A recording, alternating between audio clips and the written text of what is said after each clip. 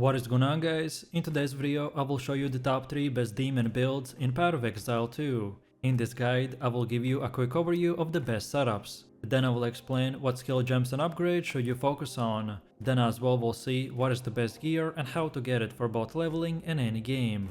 And then finally, we will go over the passive tree, attributes, your skill rotations, and even what Atlas passive should you use, so we would be able to get the highest damage possible and much more. If you are looking for any of these builds on the website, then click my link in the description or the pinned comment.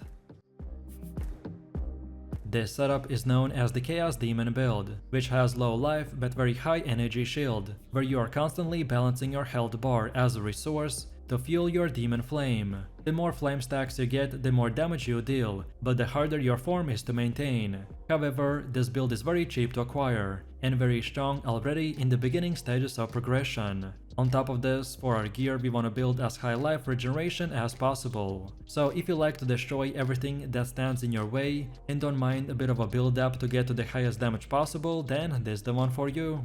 So let me show you the build, and for the main class I have chosen to go with the Witch, and our ascendancy is the Infernalist. Then for the first skill we have the Hexblast with the support gems such as Inspiration, Arcane Surge, Control Destruction, Arcane Tempo and Chaos Mastery. Then second we get Contagion with Chaotic Freeze, Hinder and Encumbrance. Then next we have Blasphemy with Despair and Magnified Effect. Next we have Withering Presence with the Clarity. Next up we have the Essence Drain with the Swift Affliction and Venom and Persistence. Next we got Grim Feast with the Cannibalism and Clarity. Next we have Arctic Armor with the Cold Mastery, Glacianation and Deep Freeze. Then next we got the Demon Form with a Second Wind and Vitality. And finally for the last one we are using Summon Infernal Hound with the Last Gasp, Elemental Army, Meat Shield and the Culling Strike. As you can see, most of this setup is structured around using the Hexblast and the Demon Form to delete enemies in seconds, so we use gems and skills that will support and increase their size and damage, while the rest are powerful buffs and utility skills that usually get activated in the background.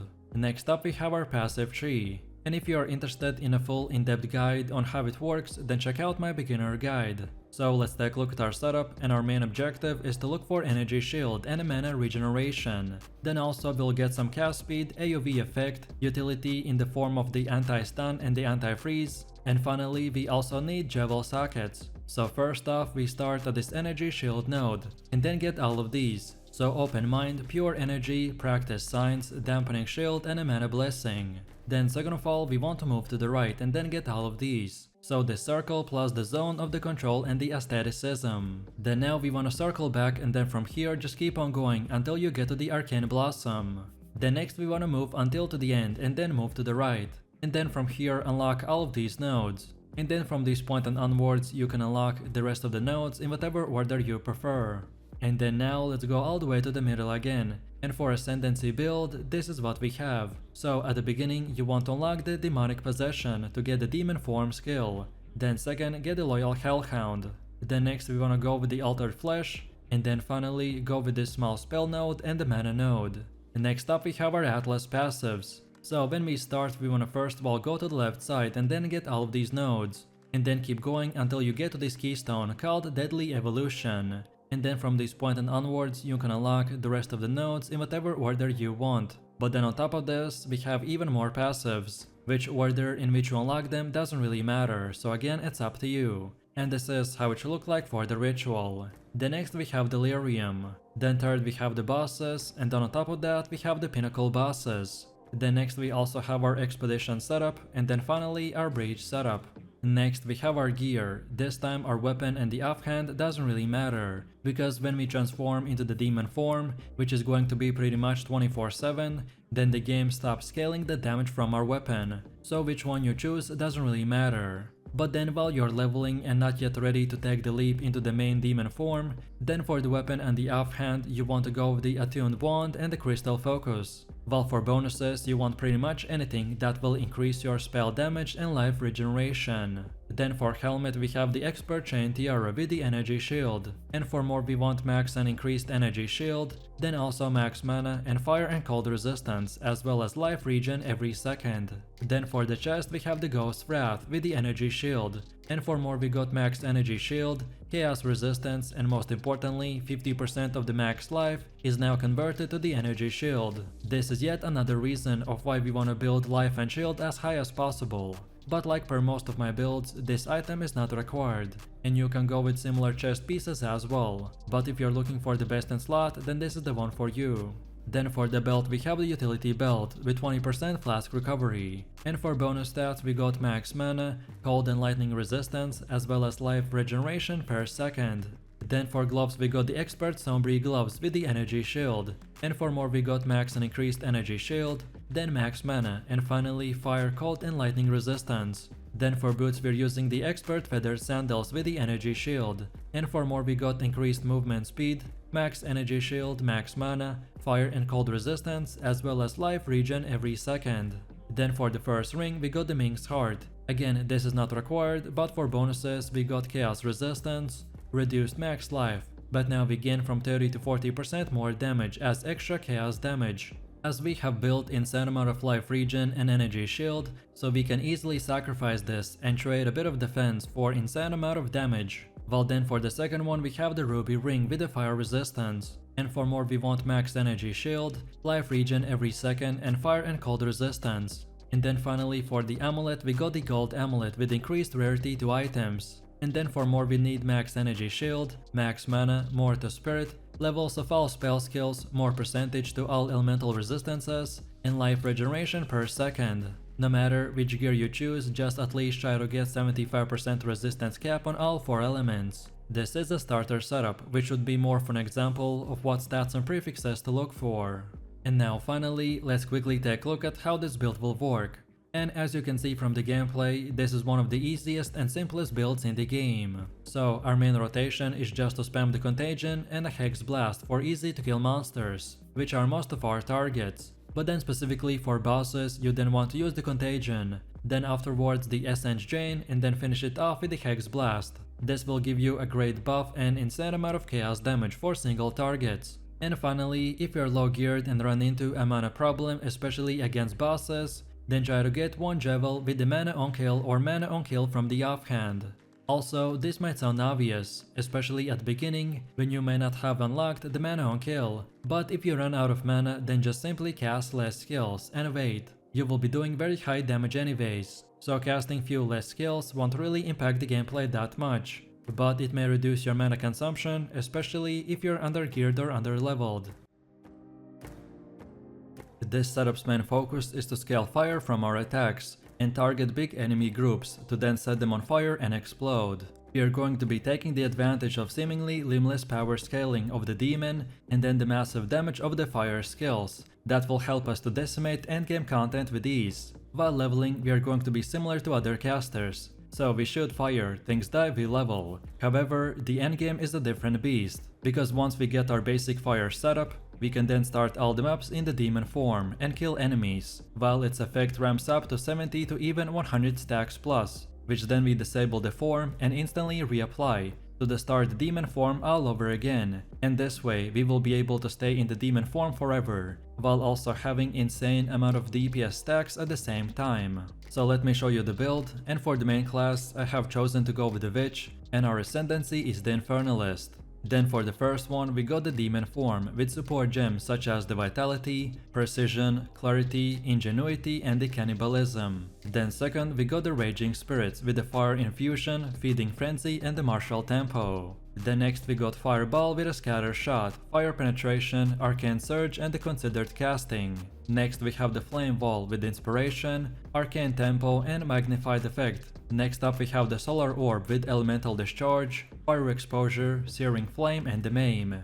Then for one of the last ones we got the Firestorm with Overabundance, Spell Echo, Hourglass and Inevitable Critical. Then next we have Cast on Ignite with Ember Fusillade, Impetus, Energy Retention and Fire Mastery. And finally for the last one we got the Flammability with Vitality, Precision and Cannibalism. Next up we have our passive tree, and if you're interested in a full in-depth guide on how it works, then check out my beginner guides. So let's take a look at our setup, and we want to start at this energy shield node. Then keep going like this until we get to the mana blessing. Then next we keep continuing moving forwards, and on our way grab this breath of fire and also the arcane blossom. Next up we want to go to the left and keep going until this circle. And then here we take this whole thing. Then next up we want to circle back a little. And from this point, this time we move forwards until we get to the top. And then take left and we want to get all of these fire nodes. Then next up we again circle back a little, and this time take right and keep going until these nodes. So Ingenuity, Raw Mana and Arcane Intensity.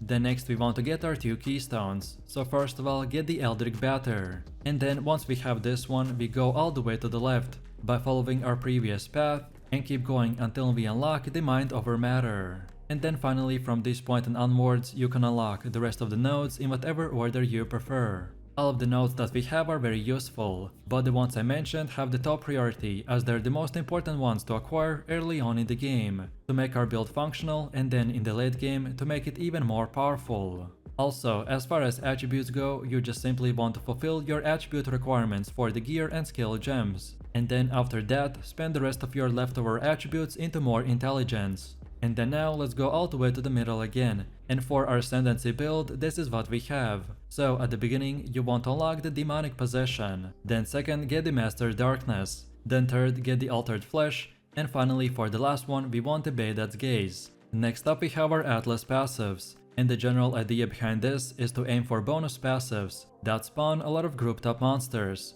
such as in expeditions or in rituals. So when we start, we want to first of all get to this bottom left side like this. Then now keep going until we get to this Deadly Evolution keystone. Then from here keep going all the way to the right. Next we again want to start from the middle, and this time go to the top middle and get all of these passives. And then from here you get the rest of the nodes in whatever order you prefer. On top of this, we also have these other trees specifically for breaches, expeditions, rituals, delirium and etc. And for these, the order that you select them doesn't really matter, as long as you follow this exact path. So this is what we have for the ritual, then we got the delirium, then next we got the bosses, and then also specifically we have the pinnacle bosses. Then also we got the expeditions, and finally here we have for the breach. If you're looking for a full Atlas tree tutorial, then just watch my beginner guide. Then next we have our gear. The weapon of our choice is the Attuned Wand, which gives us mana drain, and for bonus stats we mainly want increased fire damage, increased spell damage, or pretty much anything else that will increase our level or DPS of our spells. And next we also have our offhand, the Advanced Crystal Focus, with Energy Shield, and for more we need increased mana Energy Shield, increased Energy Shield recharge rate, and fire resistance. Then for the helmet we have the Advanced Vicar Tiara with Energy Shield, and for more we need max life, increased maximum Energy Shield,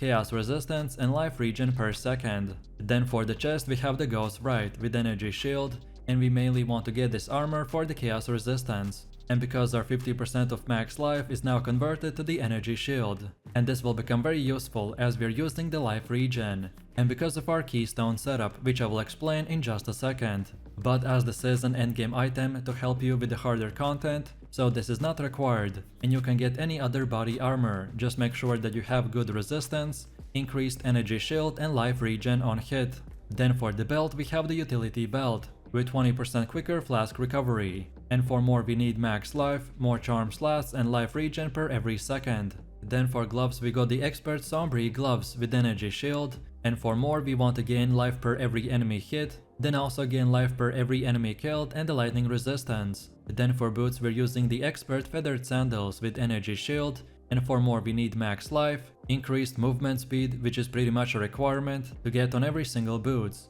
And then finally we have resistance like lightning and fire. Then for our rings we got 2 copies of the same one, so we're using the Ametas ring with more percentage to chaos resistance, life regen per second and fire resistance. This is for sure one of the best rings, as it's pretty hard to find any good items with a chaos resistance. And then finally for the amulet we got the Lunar Amulet with max Energy Shield, max life, life regen per second and cold resistance. No matter which gear you choose, you at least want to try to get 75% resistance cap on all 4 elements. This is a starter setup, which should be more of an example of what stats and prefixes to look for. And now finally, let's quickly take a look at how this build will work. So our rotation is pretty straightforward. Start our rotation with a solar orb which forms a huge AoE, which will spread the blind, maim and the fire exposure, while being an easy way to trigger our elemental discharge as well. Then next we use the flammability for curse, and then use the flame wall to buff our next fire skills and spread our ignite.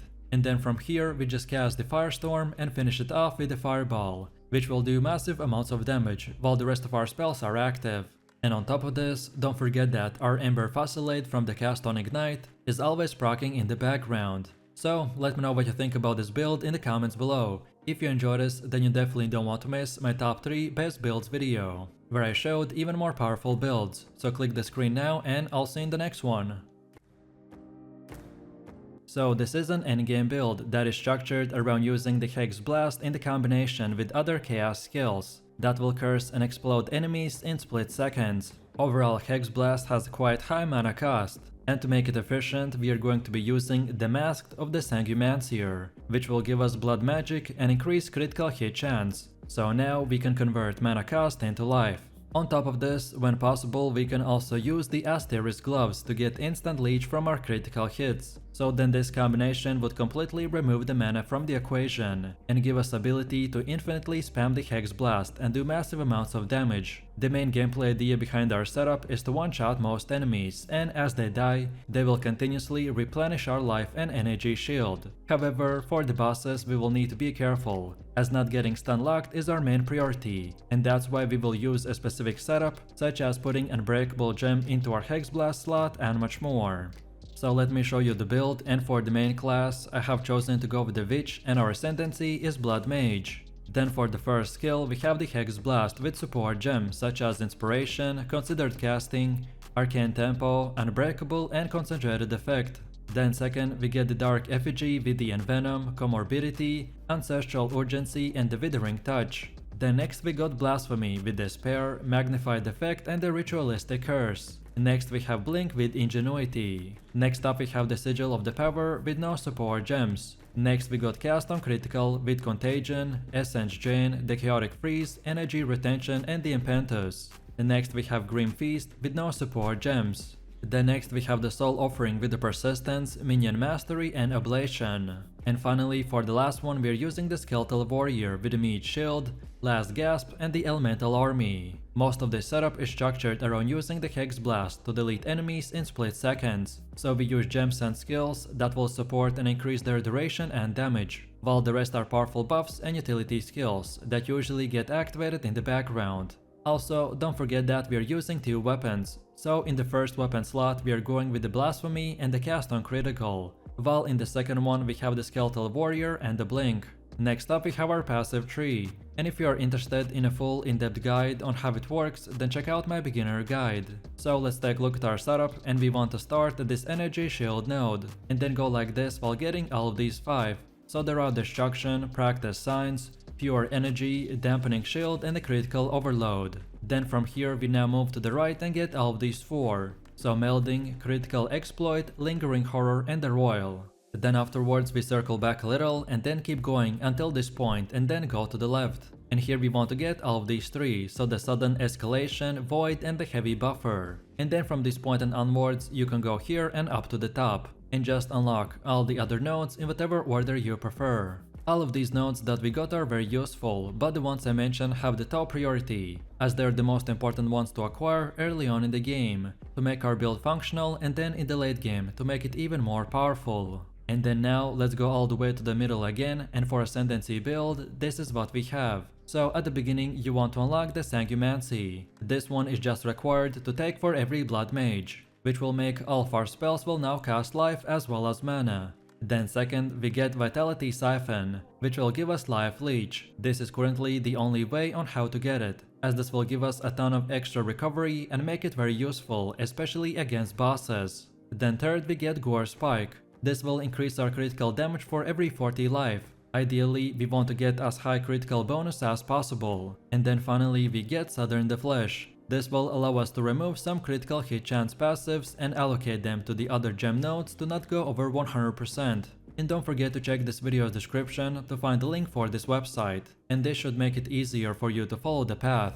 Next up we have our Atlas passives, and the general idea behind this is to aim for bonus passives that spawn a lot of grouped up monsters, such as in expeditions or in rituals. So when we start, we wanna first of all go to the right side and get all of these nodes, and then keep going down until you get to this keystone called the Deadly Evolution. And then from this point and onwards, you can unlock the rest of the nodes in whatever order you want. But then on top of this, we have even more passives, which order in which you unlock them doesn't really matter. So this time it's up to you. And this is how it should look like for the ritual. Then next we have Delirium. Then third we have the bosses, and then on top of that we have the pinnacle bosses. Next we also have our expedition setup, and then finally our breach setup.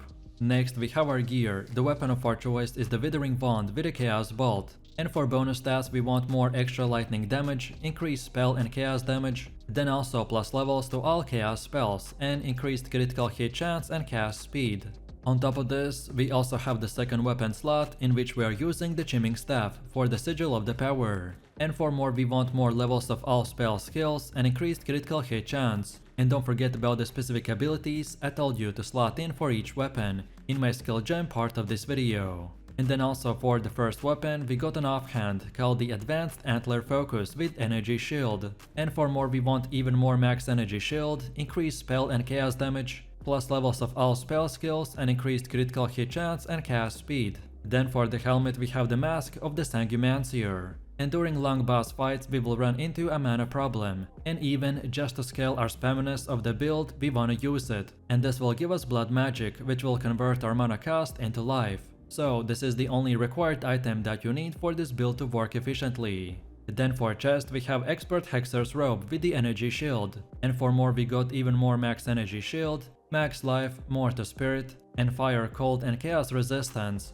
Then for the belt we have the long belt with increased charm effect duration, and for more we want max life, increased flask life recovery and charm effect duration, as well as plus charm slots, and then finally we also want the fire and chaos resistance. Then for gloves we got the Acerus with armor. This is not required, however, if you want to scale your damage to the max and completely remove mana cost from our life, then we want to get these gloves as well. Then for boots we're using the Expert Feather Sandals with the Energy Shield, and for more we need increased movement speed, max energy and life, and also cold, lightning and chaos resistance. Then for the first ring we have the Amethyst Ring with the chaos resistance, and for bonus stats we got increased chaos damage, max life, increased cast speed, more to all elemental resistances and chaos resistance. While for the second one we have the Pearl Ring with increased cast speed, and for more we want increased chaos damage, max life, increased cast speed, more to all elemental resistances and chaos resistance. And then finally for amulet we have the Solar Amulet with more to spirit, and for extras we got max life and energy shield, then even more to spirit,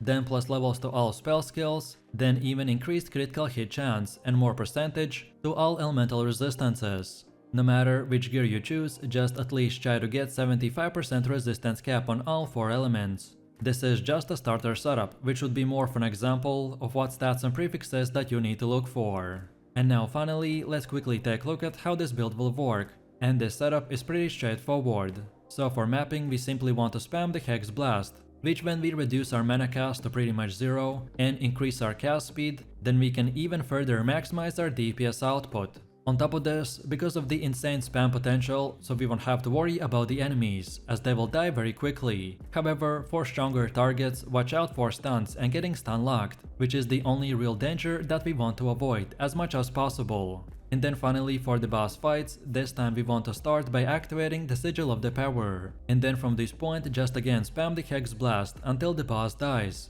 and then just reactivate debuffs as soon as they expire.